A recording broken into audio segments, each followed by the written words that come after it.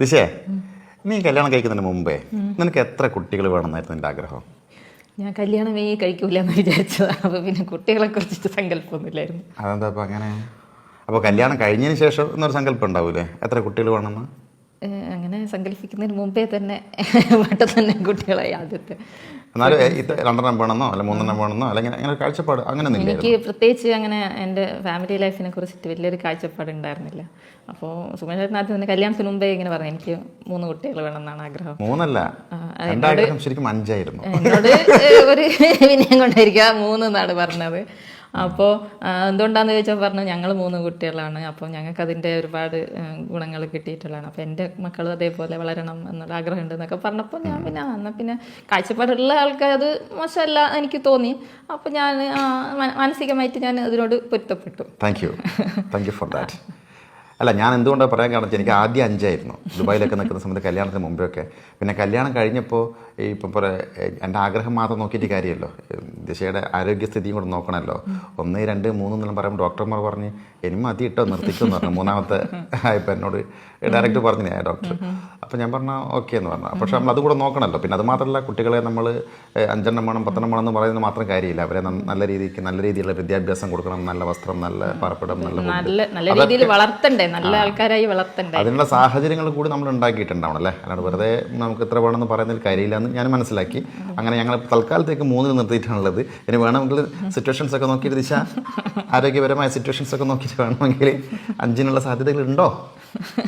ഇപ്പൊന്നും പറയാൻ പറ്റില്ല.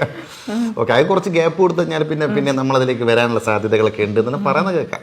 അതെ, ഇപ്പോൾ കുട്ടികൾ വലുതാവുമ്പോൾ ഒരു വിഷമാണ്, അയ്യോ ഇനിയിപ്പോൾ എല്ലാവരും വലുതായില്ലേ, ഇനിയിപ്പോൾ നമുക്ക് രീതിയിൽ കൊച്ചിച്ച് വളർത്താൻ പറ്റില്ലല്ലോ എന്ന് ആലോചിച്ചിട്ട്. അല്ലല്ല, അത് കാര്യമാണ്. നമ്മളെ വീട്ടിലൊരു ചെറിയ കുട്ടി ഉണ്ടെങ്കിൽ നമുക്ക് എപ്പോഴും ഒരു പോസിറ്റീവ് വൈബായിരിക്കും അല്ലേ. കുട്ടികളുടെ ഒച്ചയുമ്പോൾ ഒരുപാട് ബുദ്ധിമുട്ടുകൾ ഒരുപാടുണ്ട്.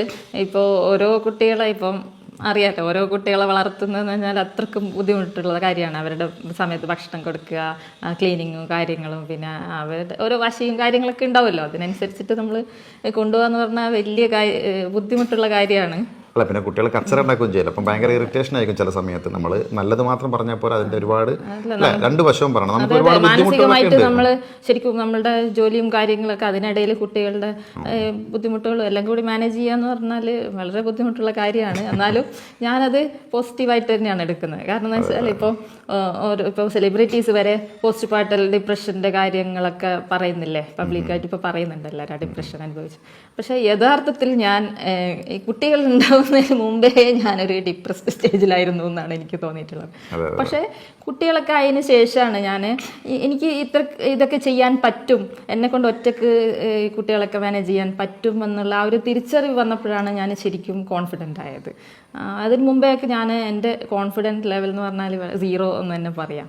അതുകൊണ്ടാണ് ഞാനൊരു കല്യാണം കഴിക്കേണ്ട, എന്നെ ആരും ഇഷ്ടപ്പെടില്ല, ആ ഒരു മെൻറ്റാലിറ്റി ആയിരുന്നു. അല്ലാണ്ട് ഇപ്പോൾ ഒരു നല്ല കഴിവുള്ള ആൾക്കാർ തന്നെ കല്യാണം കഴിഞ്ഞതിന് ശേഷം പല പ്രശ്നങ്ങൾ നേരിടുക, ഡിവോഴ്സ് എത്തുക, അതൊക്കെ നമ്മൾ മുമ്പേ കേൾക്കുമല്ലോ. അപ്പോൾ അതൊക്കെ കേൾക്കുമ്പോൾ ഞാൻ എൻ്റെ മനസ്സിൽ ഓർക്കും, ഇത്രയൊക്കെ കഴിവുണ്ടായിട്ട് തന്നെ അവർ ഈ രീതിയിലാവുന്നുണ്ടെങ്കിൽ ഞാനൊക്കെ കല്യാണം കഴിച്ച് എന്തായിരിക്കും സ്ഥിതി, എനിക്ക് അതിനുള്ള യോഗ്യതയില്ല, അങ്ങനെയൊക്കെ വിചാരിച്ചിട്ടാണ് ഞാൻ കല്യാണം കഴിക്കണ്ടെന്ന് തീരുമാനിച്ചത്. പിന്നെ വീട്ടുകാരുടെ നിർബന്ധത്തിനൊക്കെ കഴിഞ്ഞിട്ടാണ് ഇതിലേക്ക് എടുത്ത് ചടിയത്. പക്ഷെ നീ അറിയുന്നില്ലല്ലോ ഇത്രയും നല്ല സുമേഷ് ചേട്ടനാണ് ഇപ്പുറത്തുള്ളത് എന്നുള്ളതല്ലേ. പിന്നെ അല്ല, അത് മാത്രമല്ല, നീ പറഞ്ഞിട്ടുണ്ടായിരുന്നു ഒരു പ്രാവശ്യം, ഇവിടെ പറയാമെന്ന് എനിക്കറിയില്ല, കല്യാണം കഴിഞ്ഞതിന് ശേഷമാണ് എൻ്റെ ഒരു ലൈഫിൽ പുതിയൊരു ഒരു ടേണിംഗ് പോയിന്റ്. എല്ലാവർക്കും അങ്ങനെ ആയിരിക്കും, എന്നാലും നിന്നെ സംബന്ധിച്ചിട്ട് എൻ്റെ ജീവിതം തുടങ്ങുന്നത് എന്ന രീതിയിൽ വരെ പറഞ്ഞിട്ടുണ്ടായിരുന്നു. അതെന്തുകൊണ്ടാണെന്ന് പറയാൻ പറ്റുമോ? എന്ന് വെച്ചാൽ ഞാൻ ഒരു ഒറ്റപ്പെട്ട രീതിയിൽ വളർന്നു വന്നതാണ്. കാരണം എന്ന് വെച്ചാൽ എൻ്റെ അച്ഛൻ്റെ ഫാമിലിയിൽ അമ്മയുടെ ഫാമിലിയിലൊന്നും അധികം ആൾക്കാരില്ല. അമ്മ ഒറ്റ മോളും അച്ഛൻ ഒറ്റ മോനുമാണ്. അപ്പോൾ ഞങ്ങൾക്ക് കസിൻസോ അവരുടെ വീട്ടിൽ പോയി താമസിക്കുക, അവരുമായിട്ട് മിങ്കിൾ ചെയ്യുക, അങ്ങനത്തെ ഒരു ഇത് അറിയില്ല. അപ്പോൾ നമ്മൾ എപ്പോഴും വീടിനകത്ത് ഇരിക്കുക, എവിടെയും പോകാനില്ല, അങ്ങനെയൊക്കെയുള്ള ഒരു ഇതിലാണ് വളർന്നു വന്നത്. അപ്പോൾ ഇപ്പോൾ സുമേഷ് ചേട്ടൻ പറഞ്ഞപ്പോൾ 3 കുട്ടികൾ വേണമെന്നൊക്കെ പറഞ്ഞപ്പോൾ ഞാൻ വിചാരിച്ചു ആ ഒറ്റപ്പെടലിൽ നിന്ന് നമുക്കൊരു മോചനമാവും എന്നൊക്കെ വിചാരിച്ചു. അപ്പം ശരിക്കും അങ്ങനെ തന്നെയാണ് ഉണ്ടായത്. ഇപ്പം എന്നെ സ്നേഹിക്കാൻ ആരുമില്ല, ഞാൻ ഒറ്റക്കാണെന്നുള്ളൊരു ചിന്തയിൽ നിന്ന് ഒരുപാട് പേര് സ്നേഹിക്കാനുണ്ടാവുമെന്ന് വെച്ചാൽ എൻ്റെ അമ്മ എന്ന് പറഞ്ഞിട്ട് ചുറ്റിൽ കൂടി സ്നേഹിക്കാൻ ആളുണ്ടാവുക എന്ന് പറഞ്ഞാൽ ഭയങ്കര സന്തോഷം തന്നെയാണ്. അപ്പം അതിനിടയിൽ പല ബുദ്ധിമുട്ടുകളുണ്ട്. അത് ഞാൻ ബുദ്ധിമുട്ടുകളൊക്കെ തരണം ചെയ്യാൻ എനിക്ക് പറ്റും എന്നുള്ളൊരു കോൺഫിഡൻസും ഉണ്ട്. പിന്നെ ഞാൻ എല്ലാ കാര്യം ഒറ്റയ്ക്ക് ചെയ്യണമെന്ന് ആഗ്രഹിക്കുന്ന ആളാണ്. അപ്പോൾ ഈ കുട്ടികളെ വളർത്തുന്ന കാര്യത്തിലും ജോലിയുടെ കാര്യത്തിലൊന്നും അങ്ങനെ ഒരു ഹെൽപ്പ് ചെയ്യാനൊന്നും ആരുമില്ല.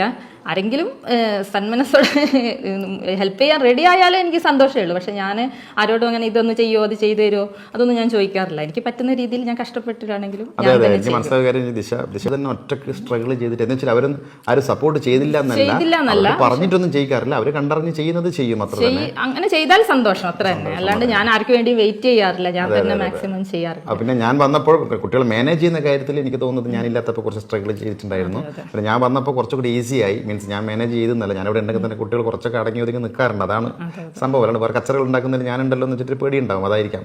അതുകൊണ്ട് കുറേയൊക്കെ മാറ്റം വന്നിട്ടുണ്ട്. നമ്മൾ ഇതൊക്കെ പറയാൻ കാരണം വേറെ ഒന്നുമല്ല. എനിക്കും കുറച്ച് സുഹൃത്തുക്കളുണ്ട്. അവർ കല്യാണം കഴിഞ്ഞ ശേഷം ഒരു കുട്ടിയിൽ നിർത്തിയ കുറേ സുഹൃത്തുക്കളുണ്ട്. അപ്പോൾ എന്താണ് കാരണം എന്ന് ചോദിച്ചപ്പം ചിലർ പറയും ഭാര്യയുടെ ആരോഗ്യപരമായിട്ടുള്ള ചില റീസൺസ് പറയാറുണ്ട്. അതുപോലെ തന്നെ ചിലർക്ക് പറയും ഒന്ന് മതി, ഞങ്ങളുടെ ആഗ്രഹത്തിനൊന്ന്, പിന്നെ കൂടുതലുണ്ടെങ്കിൽ അതിനൊക്കെ സാമ്പത്തികമായിട്ടൊക്കെ നമുക്ക് ഒരുപാട് എക്സ്പെൻസും കാര്യങ്ങളും വരുന്നതല്ലേ എന്ന് പറഞ്ഞിട്ട് ഒന്നിൽ നിർത്തുന്ന ആൾക്കാരുണ്ട്. അപ്പോൾ ഞാനിതൊക്കെ കാണുമ്പോൾ എനിക്ക് തോന്നുന്നു ഒന്നിൽ നിർത്തിയപ്പോൾ പഴയ ആൾക്കാരൊക്കെ പറയും കുട്ടി ഒറ്റപ്പെട്ടു, അല്ലെങ്കിൽ കുട്ടിക്ക് ഒരു കമ്പനി അല്ലെങ്കിൽ ഒരു റിലാക്സിന് ഒരാൾ വേണം, അപ്പോൾ 2 കുട്ടിയെങ്കിലും മിനിമം വേണമെന്ന് പറയുന്ന ആൾക്കാരുണ്ട് അല്ലേ. അപ്പം നിങ്ങളോടെല്ലാം പറഞ്ഞിട്ടുണ്ടാവും ഒന്നിൽ നിർത്തുന്ന. ഇപ്പം ദിശയുടെ തന്നെ ചില റിലേറ്റീവ്സ് പറയാറുണ്ട് ദിശയാണ് പെൺകുട്ടികൾ 3 എണ്ണത്തിന് പ്രസവിച്ചിരുന്നത്, അങ്ങനെയായിരിക്കണം പെണ്ണുങ്ങൾ അല്ലേ. പക്ഷെ അത് ശരിയാണ്, അവരുടെ ചിന്താഗതിയാണ്. പക്ഷെ പ്രസവിക്കുന്നതിൽ മാത്രമല്ല, നമ്മൾ അതിന് ശേഷം അവരെ ഏത് രീതിയിൽ നല്ല രീതിയിൽ വളർത്തിക്കൊണ്ട് വരുന്നതിലാണ് കാര്യം. ഇപ്പം ഉദാഹരണത്തിന് ഇപ്പോൾ കൗരവരുടെ കാര്യം നമ്മൾ കേൾക്കുന്ന എല്ലാവരും കേൾക്കുന്ന കഥയാണ്. ഇപ്പം ഗാന്ധാരിക്ക് 101 മക്കളാണ് കൗരവർ. അവർ എല്ലാവരും യുദ്ധത്തിൽ മരിച്ചുപോയി. അപ്പോൾ അവസാനം ഗാന്ധാരി കൃഷ്ണനോട് കരഞ്ഞ് പറയാണ്, എനിക്ക് 101 മക്കളുണ്ടായിട്ടും എൻ്റെ അന്ത്യകർമ്മം ചെയ്യാൻ നീ ഒരു കുട്ടിയെപ്പോലും, ഞാൻ ഇത്രയും വലിയ കൃഷ്ണഭക്തയായിട്ടും ഒരു കുട്ടിയെപ്പോലും എനിക്ക് ബാക്കി വെച്ച് തന്നില്ലല്ലോ എന്ന് പറഞ്ഞ് കരയുന്നതാണ്. അപ്പോൾ കൃഷ്ണൻ പറഞ്ഞതാണ്, നിങ്ങൾ എന്തുകൊണ്ട് ഈ ഒരു അവസ്ഥയിൽ വന്നു? കാരണം നിങ്ങൾ തന്നെയാണ്. കാരണം നിങ്ങൾ ഒരു അമ്മ എന്നുള്ള നിലയിൽ നിങ്ങൾ ആ കുട്ടികളെ ശരിയായ മാർഗനിർദ്ദേശം കൊടുത്ത് ശരിയായ രീതിയിൽ നിങ്ങൾ വളർത്തിയില്ല. നിങ്ങൾ എന്ത് ചെയ്തു? നിങ്ങളുടെ ഭർത്താവിന് കണ്ണ് കാണുന്നില്ല.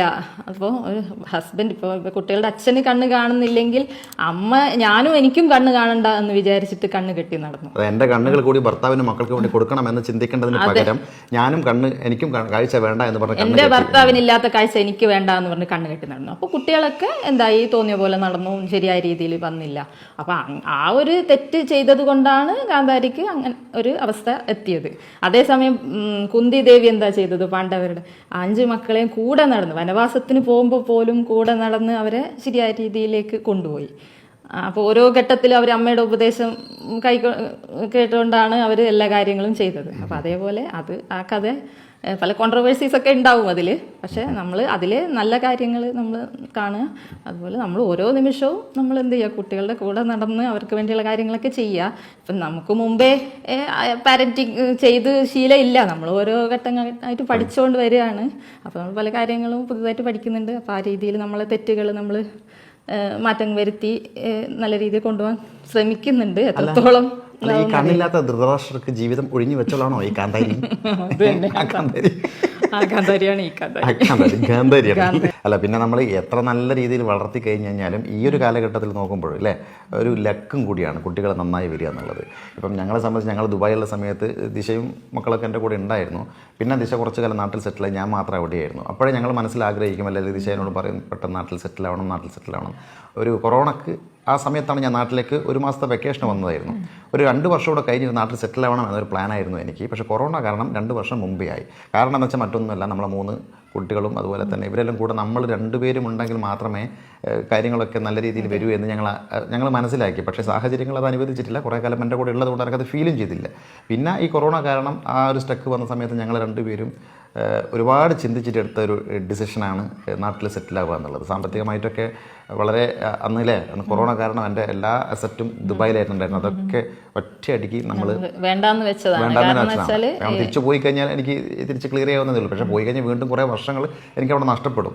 അപ്പോൾ ഇവിടുന്ന് ഞങ്ങൾ എന്ന് പറഞ്ഞ് സ്റ്റാർട്ട് ചെയ്തതാണ്. ഞങ്ങളുടെ കുട്ടികൾക്ക് എന്തായാലും അച്ഛൻ്റെതായ പ്രാധാന്യം, അമ്മക്ക് അമ്മയുടേതായ പ്രാധാന്യമുണ്ട്. 2 പേരുടെയും സ്നേഹവും കരുതലും വേണം. അല്ല, അത് ഞങ്ങൾ ഇപ്പോൾ പറയുമ്പോഴേക്കും ഞങ്ങൾ ആഗ്രഹിച്ചു അത്രയാണ്. കാരണം ഞങ്ങൾ അതിനുവേണ്ടി എല്ലാവരെയും പോലെ തന്നെ ഞങ്ങളുടെ സാഹചര്യങ്ങളും അങ്ങനെയായിരുന്നു. പിന്നെ ഞങ്ങൾ അതിന് വേണ്ടി അതിന് പ്രയോറിറ്റി കൊടുത്തിട്ടാണ് ഞങ്ങൾ നാട്ടിൽ സെറ്റിലായത്. അപ്പോൾ അതിന് ദൈവം നമുക്ക് അങ്ങനത്തെ ഒരു സാഹചര്യവും ഒരു സപ്പോർട്ടും തന്നു. അപ്പോൾ ആ ഇടയിലാണ് നമ്മുടെ ഈ ചാനലുകളും ഈ പരിപാടികളൊക്കെ നമ്മൾ തുടങ്ങിയത്. അതിനും നമ്മളൊരു സ്ഥിരോത്സാഹത്തോടു കൂടി പ്രവർത്തിച്ചപ്പോൾ അതിൽ നിങ്ങളുടെ എല്ലാം ഒരുപാട് സപ്പോർട്ടുണ്ടായി. അത് തന്നെയാണ് ഏറ്റവും വലിയ സന്തോഷം. അപ്പോൾ ഞങ്ങൾ ഈ മക്കളുടെ കാര്യങ്ങൾ ഞങ്ങൾ ഇന്നലെ രാത്രി ഇങ്ങനെ ഡിസ്കസ് ചെയ്തപ്പോൾ ആ ഒരു സബ്ജക്റ്റ് പലരും എൻ്റെ സുഹൃത്തുക്കളും ദിശയുടെ സുഹൃത്തുക്കളും ഒന്നിൽ ഒരു കുട്ടിയിൽ നിർത്തി അതിനെക്കുറിച്ചുള്ള നിങ്ങളുടെ അഭിപ്രായങ്ങൾ നിങ്ങൾ കമൻറ്റ് ബോക്സിൽ പറയണം കേട്ടോ. കാരണം എന്ന് വെച്ചാൽ എന്താണ് ഞങ്ങൾക്കും പഠിക്കാമല്ലോ. കാരണം വെച്ചാൽ ഒരു കുട്ടി തന്നെയാണോ അല്ലെങ്കിൽ സാമ്പത്തികമായ ചുറ്റുപാടുകളില്ലെങ്കിലും 2ലും 3ലും 5ഉം കുട്ടികളൊക്കെ ഉള്ള ആൾക്കാരുണ്ട്. നല്ല രീതിയിൽ ജീവിച്ചു പോകുന്ന ആൾക്കാരുണ്ട് അല്ലേ. അപ്പോൾ നിങ്ങളുടെ അഭിപ്രായങ്ങളൊക്കെ നിങ്ങൾ അറിയിക്കുക. ഇതിൽ ഞങ്ങളുടെ പിന്നെന്ന് പറഞ്ഞാൽ ഇപ്പോൾ കുറേ പേര് കുട്ടികൾ വേണ്ട എന്നുള്ള തീരുമാനം എടുക്കുന്നുണ്ട്. അതിലും തെറ്റില്ല. കാരണം എന്ന് വെച്ചാൽ ഒരു കുട്ടിയെ ഈ ലോകത്തേക്ക് കൊണ്ടുവന്ന് അതിനെ നല്ല രീതിയിലാക്കി എടുക്കുക എന്ന് പറഞ്ഞാൽ ചിലർ കാര്യമല്ല, വളരെ ബുദ്ധിമുട്ടുള്ള കാര്യമാണ്. അപ്പോൾ ചിലർക്ക് അതിന് മാനസികമായിട്ട് അത്രക്ക് അത് അക്സെപ്റ്റ് ചെയ്യാൻ പറ്റാത്ത ആൾക്കാരുണ്ട്, പ്രത്യേകിച്ച് ഇപ്പോഴത്തെ പുതിയ തലമുറ. അപ്പോൾ അവർ കുട്ടികൾ വേണ്ട, അതാ ഒരു കുട്ടി മതി എന്ന് തീരുമാനം എടുക്കുന്നുണ്ട്. അതിൽ തെറ്റില്ല. അത് ഓരോരുത്തരുടെ ഇഷ്ടമാണ്. ഇപ്പോൾ പലരും കല്യാണം വേണ്ട എന്നുള്ള തീരുമാനം എടുക്കുന്ന ആൾക്കാരുണ്ട്. അപ്പോൾ അത് അവരുടെ ഇഷ്ടമാണ്. അവർക്ക് അങ്ങനെ ഒരു ലൈഫാണ്. തെറ്റു പറയാൻ പറ്റില്ല. ആ ലൈഫിനാണ് അവര് പ്രാധാന്യം കൊടുക്കുന്നത്. അപ്പൊ അത് അവരുടെ വ്യൂവിൽ അത് ശരിയാണ് എന്ന് വെച്ചിട്ട് ബാക്കിയുള്ളവർ ശരി അത് തെറ്റ് അങ്ങനെയൊന്നും പറയാൻ പറ്റില്ല. ഓരോരുത്തർ ഇഷ്ടങ്ങൾക്കാണ് പ്രാധാന്യം. കാരണം ഒരാളായിട്ട് ഒരു കമ്മിറ്റ്മെന്റ് ഇല്ലാത്തതിൽ ഗുണമുണ്ട് ദോഷമുണ്ട്. ചില ആൾക്കാരുടെ ജീവിതം ഒരു കമ്മിറ്റ്മെന്റ് കൊണ്ട് നശിച്ചു പോകുന്ന ആൾക്കാരുണ്ടല്ലോ അല്ലേ. ഒരു കല്യാണം കഴിച്ച് തന്നെ ആ ഒരു ജീവിതം തന്നെ പോയി പോകുന്ന ആൾക്കാരുണ്ട് അല്ലെ. മുഴുവനായിട്ട് പോയി നല്ല രീതിയിൽ സന്തോഷകരമായി ജീവിച്ച ഒരു ജീവിതം നശിച്ചു പോയ ആൾക്കാരുണ്ട്. അതുപോലെ തന്നെ നല്ല രീതിയിൽ വന്ന ആൾക്കാരുണ്ട്. 2 രീതിയിലുള്ള ആൾക്കാരുണ്ട്. അതൊക്കെ ഒരു ഭാഗ്യം കൂടിയാണ്. അപ്പോൾ ആദ്യമേ എനിക്ക് നല്ലതാണെങ്കിലും ചീത്തയാണെങ്കിലും വേണ്ട എന്ന് പറഞ്ഞ് തീരുമാനിക്കുക അവർ സ്വന്തമായിട്ട് ജോലി ചെയ്ത് നല്ല നിലയിൽ എത്തുന്ന ഒരുപാട് ആളുകൾ, അതായത് പെൺകുട്ടികളാണ് ശരി ആൺകുട്ടികളാണ് ശരി, നമ്മളറിവ് തന്നെ ഇപ്പോൾ ഉണ്ട് അല്ലേ. ഇപ്പോൾ അങ്ങനെയായി വരുന്നുണ്ടല്ലോ. അപ്പോൾ എന്തായാലും നിങ്ങളുടെ അഭിപ്രായങ്ങളൊക്കെ നമ്മൾ അറിയിക്കണം. ഇതുപോലത്തെ കുഞ്ഞു കണ്ടന്റുകളായിട്ട് ഞങ്ങൾ വീണ്ടും വരുന്നതായിരിക്കും ദിശ ആയുർവേദ എന്ന പേജിലൂടെ. Thank you. ബൈ.